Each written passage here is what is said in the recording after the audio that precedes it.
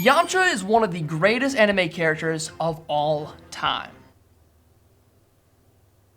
I'm so sorry for lying, I was trying to get your attention. Dragon Ball is one of the most beloved franchises of all time. With its manga releasing in 1984, it was only 2 years later that we saw the episodic adventures of Goku, Bulma, and so many others brought to the anime format. And though the original Dragon Ball was widely popular, the staple for the franchise lies in what comes next within Dragon Ball Z. And up until this past January, I knew nothing about it. Yes, I was one of those very few kids that didn't have a Dragon Ball childhood. There was no weekend cereal and Dragon Ball on Toonami experience. I didn't have Dragon Ball collectible figures. And no, my mom never bought me Dragon Ball underwear. So needless to say, I feel like I've been missing out. And I really wanted to dive into the world of Dragon Ball. I did a video where I watched the first episode and the last episode of the OG series. So many people said, what comes next is gonna be heat, fire, flame. All right, let me hop into it. How many episodes has it got? Has it got like 100? No, oh, 3? Look, I've watched some longer anime, but as it stands right now, I don't have time for 300 episodes just for enjoyment. But there was a solution. I could get the entire Dragon Ball Z experience in a video game. I decided to play Dragon Ball Z Kakarot to get the experience of Dragon Ball Z without actually sitting down and going through the whole series. How I did everything was very simple. I went live 2 days a week and played for about 1 to 4 hours every single stream. And at this rate, I was able to complete the game in 14 streams. Day 1 and day 2 were pretty fun. I got to meet all the beloved characters that I didn't grow up with. And all of a sudden, I felt like one of the cool kids. Because that was cool growing up, right? Right out the gates, the first thing we have to say about this game is that it looks good. Not only was I instantly drawn to the combat, but watch this cutscene. That's the first fight cutscene of the game. After all the cool epicness of the first fight inside of Goku's weird dream state, I woke up to an annoying kid. I wanted to drown him in the river. We better head home or Mom's gonna be really mad at us. Yeah, no, that's Mom's whole thing. Okay, she's always mad. I should have married Bulma. The next thing we did was we went fishing. I noticed that Gohan had a tail, just like Goku did in the original Dragon Ball, but now Goku's tail was gone until he used it as a butt plug fish pole. What? Is there another hole for that to like... So after fighting my green boyfriend in my head and fishing with my butt, my brother came to try to destroy planet Earth and kidnap my child. You know, I was like, it's okay, we have family problems sometimes. Not all reunions go so smoothly, and then I died. Goku dies. This was a huge shock to me because I didn't really realize at this time that characters just kind of die a lot in Dragon Ball. They're not like really dead, they're just kind of somewhere else and the training gets stronger, but you can bring him back if you have a Dragon Ball. Well, Goku's dead, Vegeta comes, Gohan becomes a big monkey. Why are all the Saiyans named after vegetables? I enjoyed the first arc. What day 1 and day 2 did for me was affirm everything that I've ever believed about Dragon Ball. Without watching one single episode, I've known that this show is a bunch of loud, powerful characters who are always training to get even more powerful, and they have to constantly protect the Earth and the universe from ever so imminent danger. That's it. It's Dragon Ball in a nutshell. Thank you for watching this video. Make sure you subscribe. I'm gonna go do something else with my life now. Day 3 and 4. We're on Namek now. Dad's not dead anymore because of some balls. Dragon Ball. And guess what? There's more balls on the other planet, and they're even better balls. This is actually where I found my first bit of difficulties within the game. I kind of blew through the whole Raditz Vegeta arc with very little deaths. But when I went up against Zarbon, the rest of the Ginyu Force, and Frieza for the first time, it's where I started to realize that I'm trash. Wait, what is this? I've never seen this before!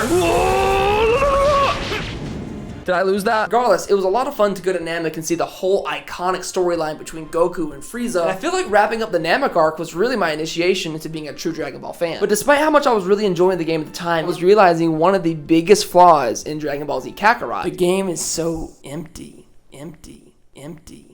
Empty. First, you're kind of blown away at this big 3D, seemingly open world RPG until you realize that there's nothing to do outside of the main missions. Yeah, there are some side missions, but I never felt inclined or interested in doing anything outside of the main storyline. If anything, it was more of a derailing of my time and my stream to go do something random. Nobody wanted to see it, I didn't want to do it, and there was so little reward for actually going out of my way for it. It has so many interesting things to do, but all I would ever find myself doing outside of the main quest was sticking a tail up my butt and fishing or cooking, both of which I'm not very good at. At least I wasn't until I took some courses on Skillshare. Skillshare is an online learning community with thousands of classes and members over across 150 countries. On Skillshare, people come together to find inspiration and take the next step in their creative journey. It's a place to get inspired, learn a new skill, and put all of them to work in impactful ways. This is the second month that I've ever used Skillshare, and I have done quite a bit in the meantime. I've learned how to do some cooking. I've taken a couple art classes for fun. I've even brushed up on some of my piano skills, all done through Skillshare. Is there a skill that you've always wanted to learn? Maybe it's photography or how to take care of your plants better. Maybe you want to get into graphic design or freelancing. You can find classes on Skillshare that match your personal goals. And in the midst of this, you can prioritize yourself and your wellness by using Skillshare as a way to invest in yourself. What are the benefits of Skillshare? Well, it's ad-free, so you can stay in the zone while you're exploring new skills. There's new premium classes launched each week, so there's always something new to discover. And good news, the first 1,000 people to use my specific code, DUCKAJA, will get a 1-month free trial of Skillshare. No dollars necessary. Invest in yourself, learn a new skill. Happy learning, and thank you to Skillshare for sponsoring this video. Without further ado, let's hop back into it. Days 5 through 8 contain the Cell Saga. The first problem that I found with this arc was time travel. This can't go wrong. I really do like Future Trunks. He was one of my favorite characters in Dragon Ball Z Kakarot, but my mind was bending at the thought of how Cell came to be in our timeline and the fact that Goku died in another timeline because he didn't eat his Cheerios and he had a heart disease. But all in all, I had a good time with this. Cell was a very fun boss to fight. Android 18 is looking fine as can be. We see some semblances of a good dad coming from Vegeta. I wish I could go into the hyperbolic time chamber, but with my YouTube channel, so it would grow, so it could get bigger and stronger. This was some way for me to ask you to subscribe. I really only have one consistent complaint throughout the entirety of the playthrough to this point, and it's these dudes, and these dudes, and these dudes. For what? For what? Why are they there? What is the purpose they serve? The only thing they do is they derail you from your current objective and make someone like me who doesn't have diagnosed ADHD, but is pretty darn sure, all out of whack and not know what I was doing. I can't tell you the amount of times that I was going to the next mission. I ran into this green bean and then I was just running in loops for 5 hours collecting Z-orbs. Look, no matter how far you run, they will find you and they will make sure they go, battle engaged. Waste of my time. Oh yeah, and did I mention that Goku died again? No, I'm not joking. Goku died again. He's already died once in our timeline. Then he lost the heart battle in the other timeline. And now he's dead again. He just doesn't want to be around Chi-Chi, and I don't blame him. Gohan is now bound for the streets because he's fatherless as we head into days number 9 through 11. Oh no. This is my favorite part of the entire experience, the Majin Buu arc. I cried, I laughed, I raged a little too much throughout this entire arc, and I wish I could experience it for the first time all over again. Number 1, I am a huge fan of the Great Saiyaman.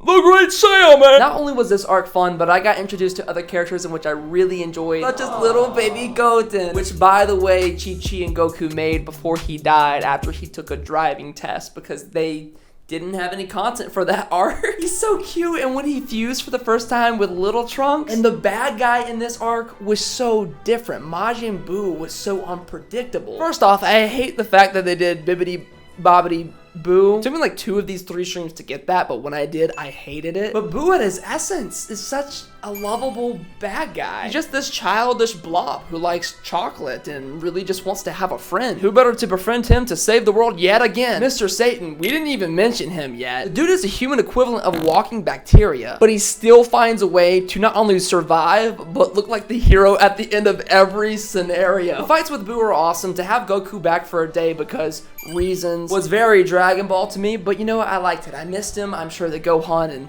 Goten, which had never met him, did miss him too. But to end everything off, when Boo became just pure evil, we took him down with Goku, Vegeta, Vegito. Thus, we saved the world again, and Dragon Ball was concluded. Until days number 12 through 14, where we played Future Trunks, Warrior of Hope. I've only played one of the 2 DLCs that are currently available. Come to Twitch to watch me play the second one. But as for the first one, this felt like a step up of everything we had so far. The emotion within the story was brought so high when we saw the different timeline Gohan die, and Trunks being the one that had to avenge him against this baddie. And not only was the emotion upped, the difficulty was. I single-handedly died more times in the fights against Android 17 and 18 than I think I did collectively in the rest of the playthrough. But I grinded it out, I bruised and I bled until I couldn't anymore. Finally, I came out on top. I, Dakaja, became the Warrior of Hope, and as for reward, a date with Bulma, who's single because Vegeta's dead. Why am I wearing blue hair again? I'll tell you later, strike a pose. Oh.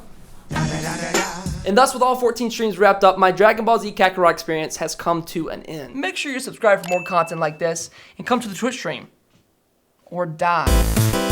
That was actually a joke. For legal reasons, I have to say that I'm not gonna kill you.